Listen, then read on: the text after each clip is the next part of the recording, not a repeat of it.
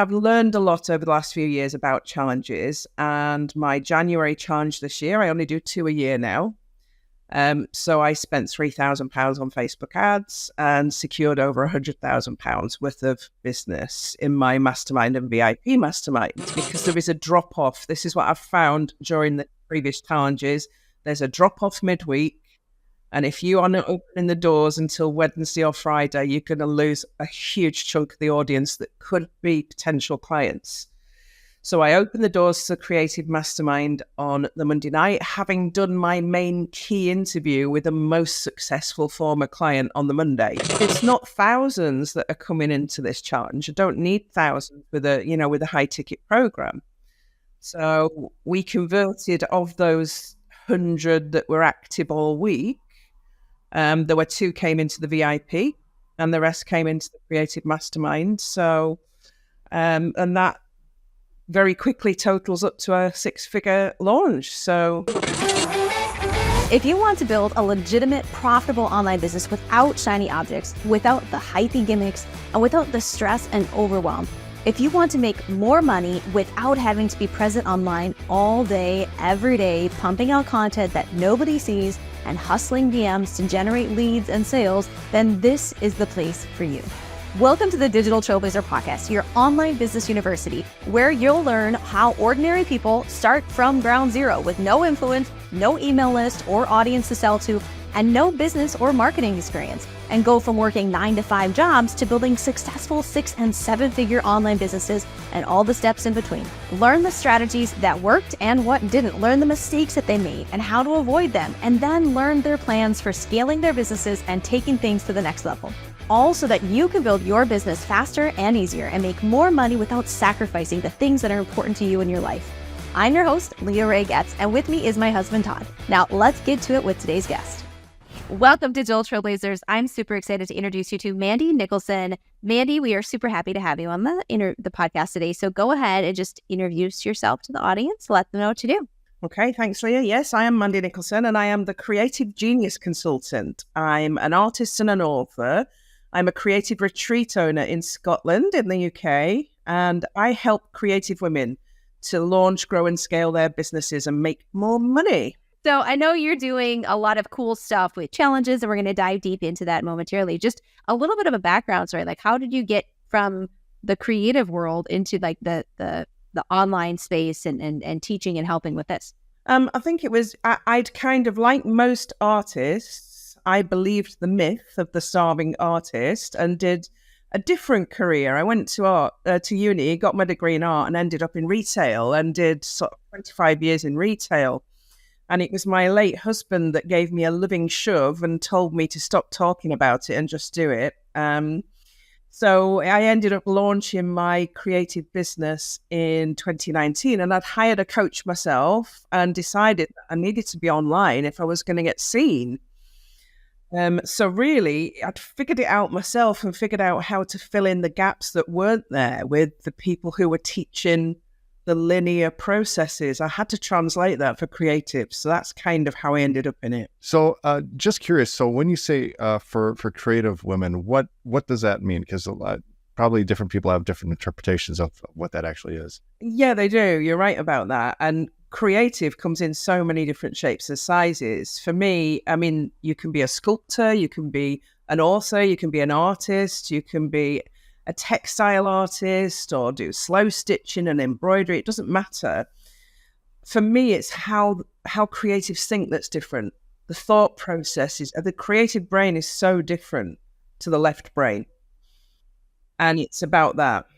Yeah, and it's really neat that you're helping this area, because that, for a lot of people, that's a really tough niche to really market well, right? Because it's easy to market a business where there's tangible results in a tangible goal that you can help people achieve. But when you're talking about people who are doing artsy things and crafts and stitch, slow stitch or whatever, I don't even know what that is. But that's not the typical thing that you would envision somebody creating like a multiple 6-figure or 7-figure business with. Well, and at the same time, it's not something that you think like there's a traditional way to do it. And the traditional way of being that starving artist and going through the galleries or whatever, I'm clearly not in that world, but that is, I feel like social media and online has democratized access to people. And now with genius folks like you, opens up so many doors that allow people to be creative and make a living off of it, where in the old school structure, there wasn't an opportunity necessarily for them. No, there wasn't. And it was almost like the Matrix. It's a very closed society, this you paint things, you stay poor for a long time, you maybe get a gallery exhibition, you maybe sell 2 pieces in that, maybe have good sales 1 month and then nothing for 6. It's been that tradition. And it's breaking that cycle and saying, actually, you can do this online better. You don't need galleries anymore. So in your own business, you've used challenges very, very successfully. Take a moment before we dive into the how. Let's start by defining challenges and then also brag on yourself a little bit and tell people what you've been able to accomplish with it. Challenges. I mean, I did lots of different methods of launching online. I did my market research. I did lots of other people's challenges. And I looked at them all and said, this won't work with creatives. So I had to create a challenge that would work with the creatives because they are different. So I created my own 5-day challenge that was going to take these people by the hand and really dig deep into those basic foundational things that were going to make a difference in their business now. So I knew I needed to create a model that had an impact quite quickly for people to be able to see that they could work with it. So that's actually what I did, and created my 5-day challenge, teaching artists how to make more money online. And you use that 5-day challenge to sell into your paid coaching or course or what's offers at the end, correct? Yeah, at the end of it, I don't actually even do that anymore. It's changed over the years that I've been doing it. So I was doing challenges quarterly, and I was opening the doors midweek and following the instructions of the universe out there and doing all the things. And I've changed that over the years. And it sells into my Creative Mastermind, which is a premium price product. I now have a VIP mastermind as well that we sell into. And I open the doors first thing on the Monday evening while people are all there and all watching, which is quite different to what other people do. And I say, you can get in from tonight. Because what I'd found in the past is a lot of people had made a decision on the first day already that they needed the help. So I've learned a lot over the last few years about challenges, and my January challenge this year, I only do 2 a year now. So I spent £3,000 on Facebook ads and secured over £100,000 worth of business in my mastermind and VIP mastermind. So conversion rates were high and spend was low, but it has taken me 4 years to get there. I think that's understated or often underappreciated with people looking from the outside in. They're like, oh, they've got a great sexy strategy that converts like gangbusters. It's like, you didn't see the 4 years ahead of time, where it kind of worked, but it kind of was broken and we had to fix it. And then we had to find the next break, and then we had to fix that and we had to find the next break. Yeah. And there was how many iterations during all of this that allow you to get the amazing results. So for everyone who's listening and you're like, wow, I'm going to do a challenge for the very first time and I'm going to have a ridiculous ROI and make over $100,000. Probably not. I can almost guarantee it. It's not. This is a process and a journey. And by testing and trying and refining, that's where the magic starts to happen. Definitely. Initially, I wasn't even using Facebook ads. I was going out organic. And doing, 23 lives in the 2 weeks beforehand and selling, and in the end, it just comes to, the most valuable asset to me is my time. I don't want to work a lot of hours. I want it to be productive and I want it to give me results so that I can go and paint in the studio. So it's about that for me. The learning has to happen so that I can have that quality of life that's important to me. I love that. It's allowing you another revenue source to really pursue your passion and everything else. Mm-hmm. Very cool. So let's kind of start, I guess, at the beginning of the process. Let's start with driving traffic. So let's talk about your organic ways to fill up your challenge, and then we'll kind of switch gears and talk about your ads strategy. So yeah, we go and basically look at our organic, which is all of the social media platforms, plus my website with a sales page. And we go from posting once or twice a day to 6 times a day on every platform. So we ramp up the social media, but we've got digital assets. So I've built all of that content already. It sits in a Google Drive and we bring it out for every challenge and we use the same thing and nobody remembers it because once you've written it and built it, you can just rinse and repeat basically. So we ramp it up organically and then we start Facebook ads running at the same time as we ramp up the organic promotion. How soon ahead of time do you start the promotion before the challenge starts? 2 weeks. Because if you do it any earlier, people lose and I've found this over time.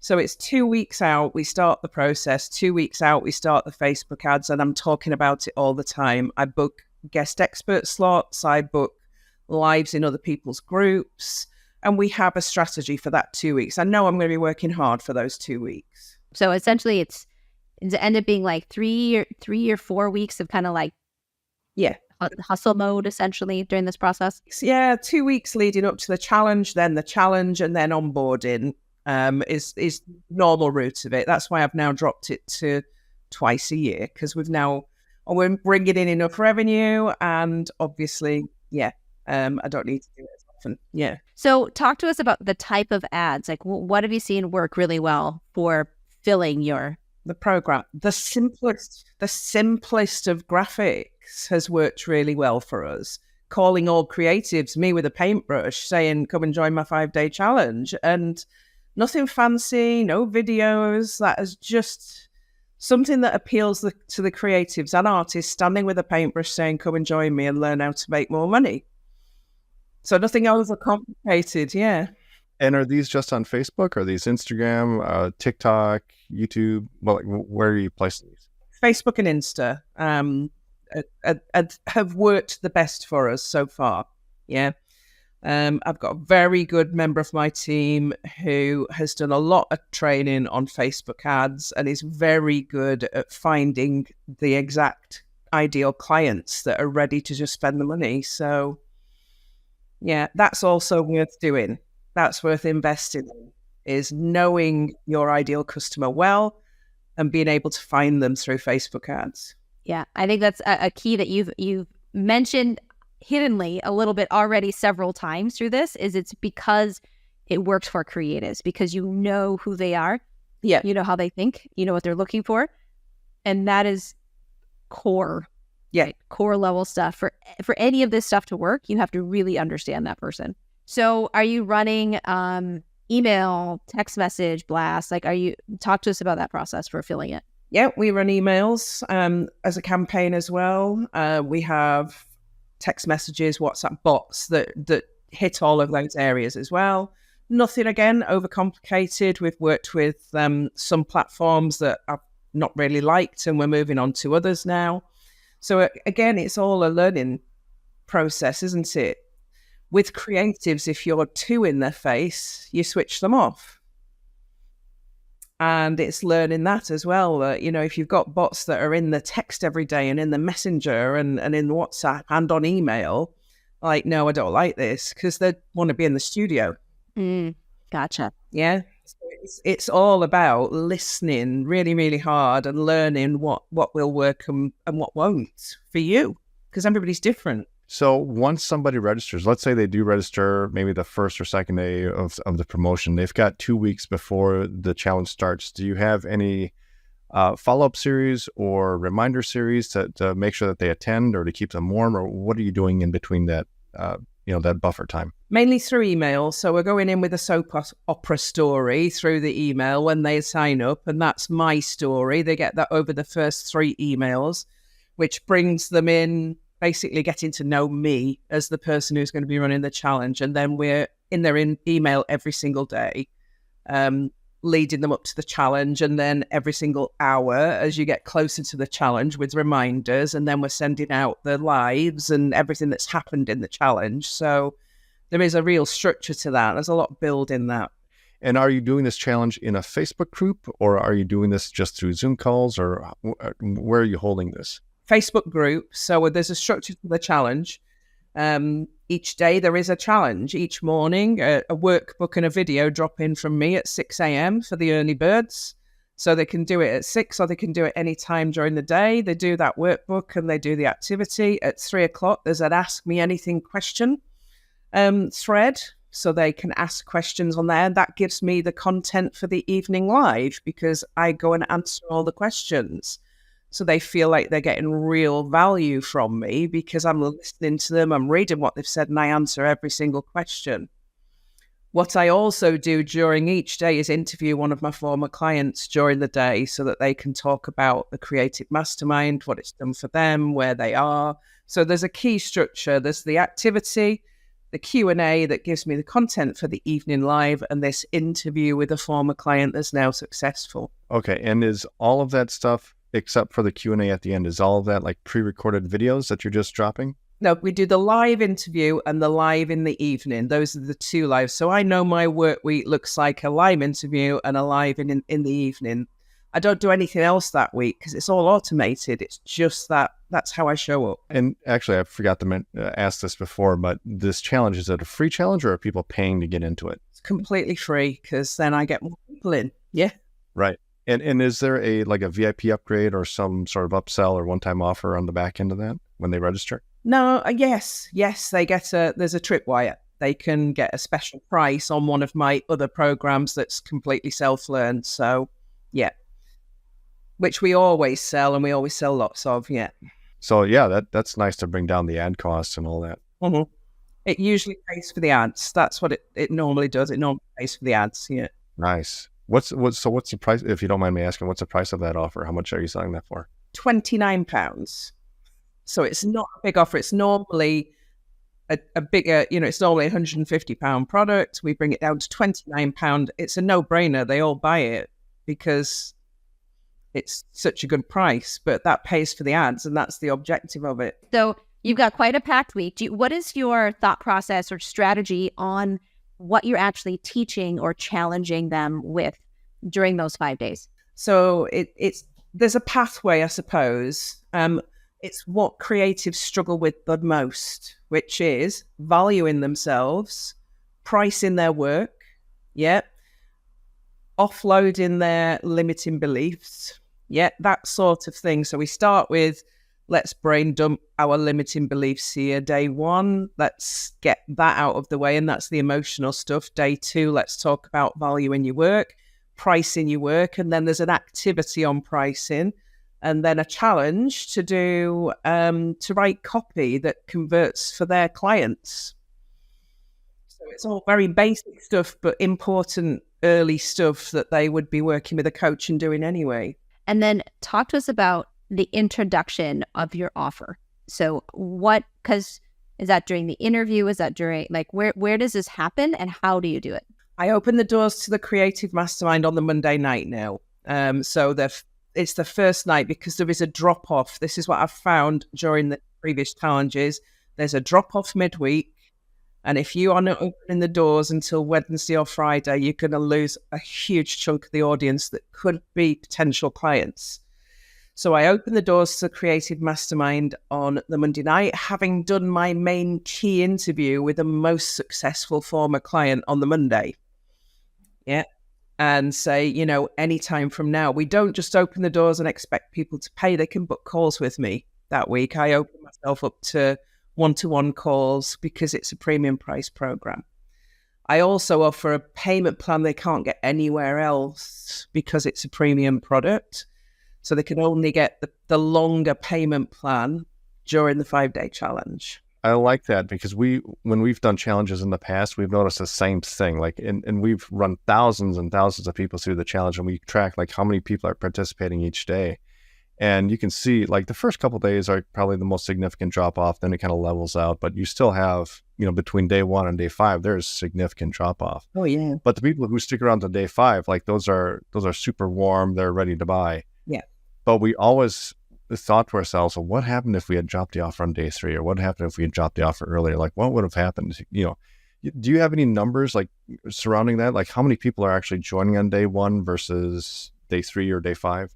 I mean, again, it's a premium. I'm not looking for hundreds of thousands of people, am I? Because it's a premium program. And I always have 1 or 2 sign up on day 1. I even have, because I'm like, well, if you sign up and you pay in full, you get a retreat at the art bank. So I even have a little sweetener there. So if you pay in full, so there's quite a lot around the offers that I bring in. But usually people will book calls with me towards the end of the week and they'll make the decisions over the weekend. Mm-hmm. We've got them in the calls on day 1 and 2. So the evening during the Q&A session, just want to make sure I get this right. During the Q&A session, that's when you introduce them to the product. You let them know what it's about. You kind of lay it all out for them. You tell them it's available now. You let them know of the pay in full bonuses and cool stuff that you've layered in. Are you going through the price there, or is it book a call to get the price? I'm telling them the price, and I'm telling them that there are 2 payment plans available only in the 5-day challenge. So they know from day 1 how much the investment is. Okay. So anybody that's there on day 2 is still interested. Good. So, and then so you have the option, the purchase option is available for them. Yep. So if they want to directly purchase, yep. And then if they want to book a call to have a conversation, that is their alternative. Yep. So ballpark, you don't have to give the specifics. Do you have any, because what does premium mean? Because that's a wide range, right? Is there any like general range that we're talking that you've seen that's worked? How about we say that versus what it's priced at now? What has worked is it's now for the Creative Mastermind, which is my 12-month program. Because I've also found that's what creatives need, 12 months, is £5,700. And I added the VIP version of that in January at £10,000. So, and I actually sold one before we'd even run the challenge. So that, yeah. Okay, so are you pushing to one of those offers during the challenge? Are you offering like one and then, and here's a VIP? Like, here's the upgrade to the VIP if you want even more. Yeah. So, okay, during the challenge, and so they're getting testimonials essentially all week long. They're learning to love you because you're giving them wins throughout the challenge. Yep. You're laying all the cards on the table from day 1. Yep. Of what this looks like. And then they can book a call or just purchase right there. Yeah, right from the get-go. And I didn't do that always. That wasn't always. That's what I do now because that's what works now. So when you're presenting your offer, are you following any sort of, because typically what we would do is, traditionally in a challenge, we do 4 days of content, and then day 5 would be basically a webinar for our program or a VSL. So are you following that type of a webinar format when you're presenting your offer, or are you just, what are you doing? Nope. I'm talking them through what the Creative Mastermind is, telling them that they need to watch all week for the interviews with the former clients that have done the mastermind. So they're going to find out. And these people are showing up and being really honest and just saying, wow, it's changed my life. This is what I'm doing now. I was making no money. I was ready to throw my paintbrushes away. And now I'm doing £4,000 a week. And, it's that's what they want to hear because they want to believe that it's possible. And what I encourage them to do is go and check out these people. And the people that I interview are like, come and have a conversation with me. We're not just doing this interview. Come into my inbox and I'm happy to talk to you. So I've built that relationship with these people that are prepared to come in and do that and have huge success now because they're grateful. So simple and straightforward. Honestly, I feel like everyone knows what a challenge is for, right? Yeah. Like I don't think it's a hidden thing anymore unless maybe it's like your first time going down a funnel somehow. I don't know how, but everyone knows there's an offer in a challenge, right? So I guess it's no longer a secret that you're going to be pitched something. And so just being really upfront that we're going to teach, do you frame it like I'm going to teach you parts of this program throughout that, but this is the whole package and this is what it looks like? That's exactly what I say to them is, you're going to get a little tiny percentage this week of what you could expect to see in the program. Yeah. but let the ladies throughout the week tell you what you actually get in the program. And it's so much more than just the program. You get access to me and my team and retreat at the art bank. So yeah, it's about building the whole know, like, and trust. And yes, I can see me doing this and I can see the success at the end. So follow up, like day 5, do you have a specific cart close? Like what is towards the back end of this look like? We close the cart on the Tuesday after the challenge has finished. So the challenge finishes on the Friday. I'm doing calls over the weekend. I open up slots over the weekend to do calls.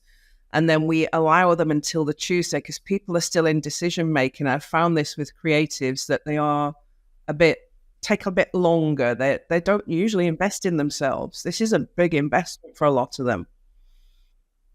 So they need the phone call and they need the thinking time, but I give them till the Tuesday and then that's it. So over the weekend and Monday and Tuesday, are you packed with calls? That's their time. They have to get the calls in before Tuesday. Yeah.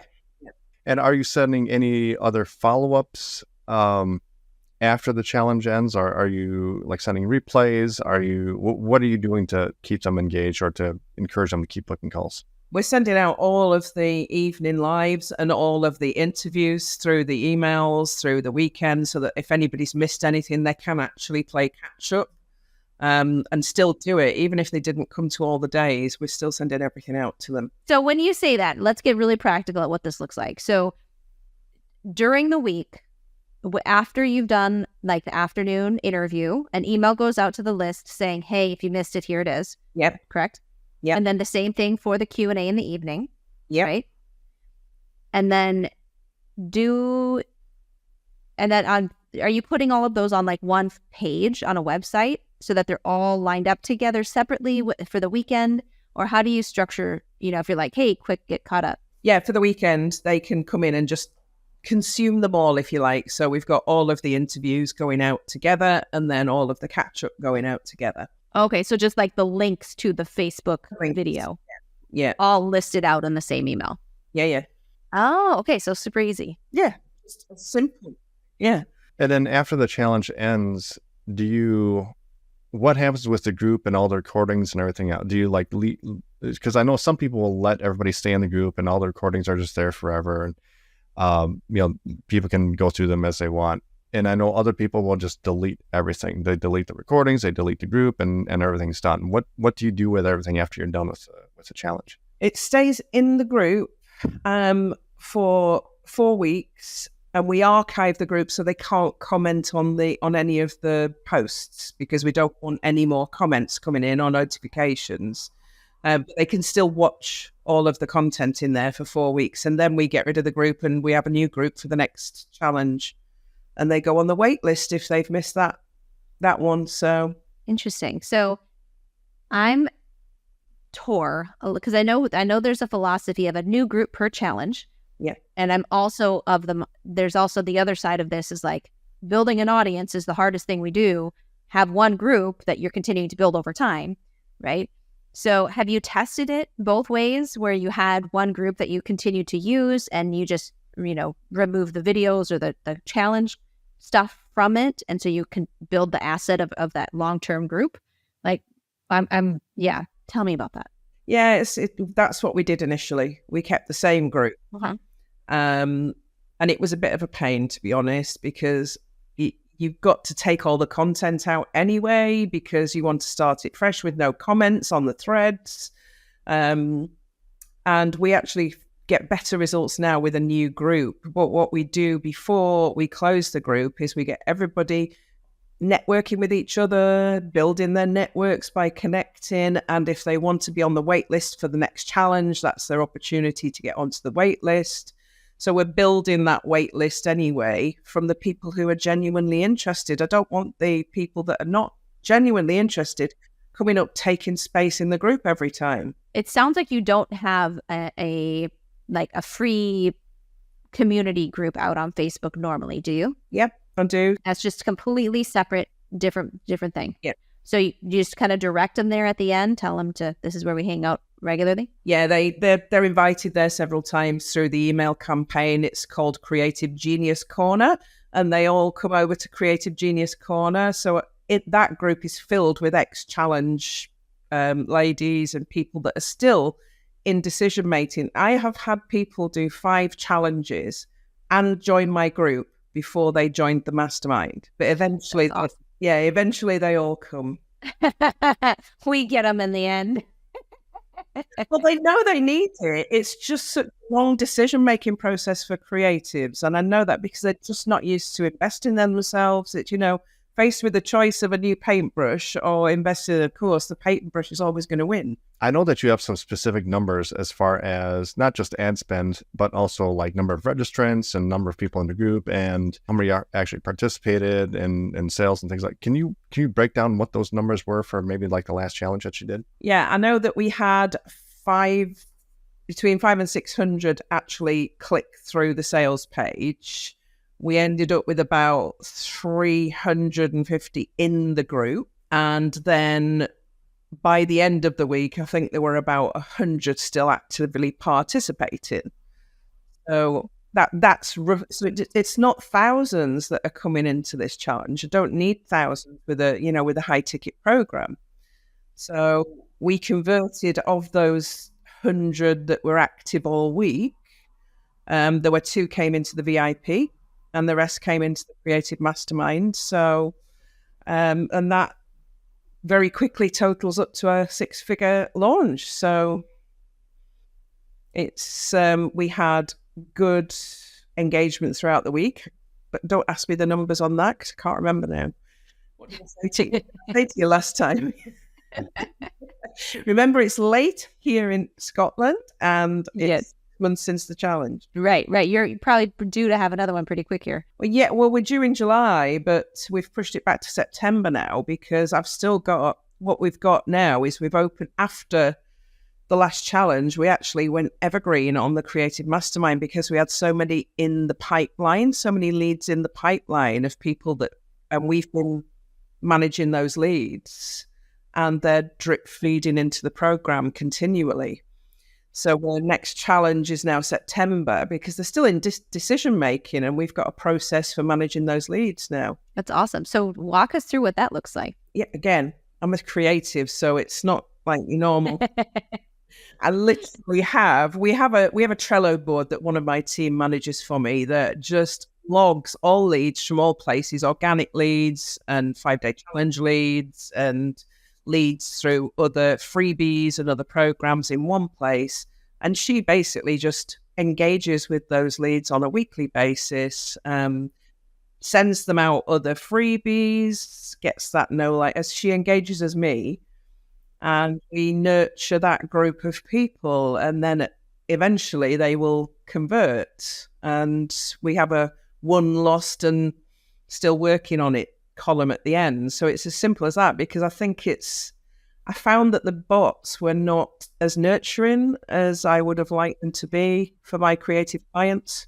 There needed to be some sort of human interaction in there. That's on top of like a regular email sequence or something that's going out too. We do 3, we're hitting 3 emails a week and a blog that goes out once a month. So there's lots of content going out anyway. Because I think you're doing some things through, is it TikTok or Shorts? Oh, I'm everywhere doing everything at the minute, yeah. What are you teaching to your actual clients to help them build their businesses? It's individual. And this is the difference between the Creative Mastermind and maybe lots of the other courses out there. These guys are not linear thinkers. They cannot be told, do this, this, this, this, and this, and it will work for you because they may be sewing a hair or screen printing onto textiles and then hand sewing it, or they might be doing mosaics. You can't put that into a normal linear model. So I create bespoke models, business models that fit what they do and include passive and semi-passive income streams. So we look at what they're doing, what's the best way to get it out there, what can be passive, what can be semi-passive, and what needs to be in person, because that's what needs to happen with a creative. So my creative mastermind takes them through that process and talks about the different business models that are available to them, how they start to think about them, what brings them the greatest joy, because these are people that work best when they're filled with joy because they're painting or creating. So yeah, each one has got something different. I actually got an email yesterday from a client who was an artist who said that, when I joined you, I was ready to throw my paintbrushes in the bin. She was the one that was ready to throw the paintbrushes in the bin. And she said, I just wanted to let you know, I've just done £4,100 and woke up to 2 really huge leads for a wedding and for a corporate event. And she said, I just can't thank you enough. And it's just allowing them to think about, it's not just about painting a picture. Where can you do it? How can you do it? How can you make more money out of it? That particular lady has a business called the Signature Canvas.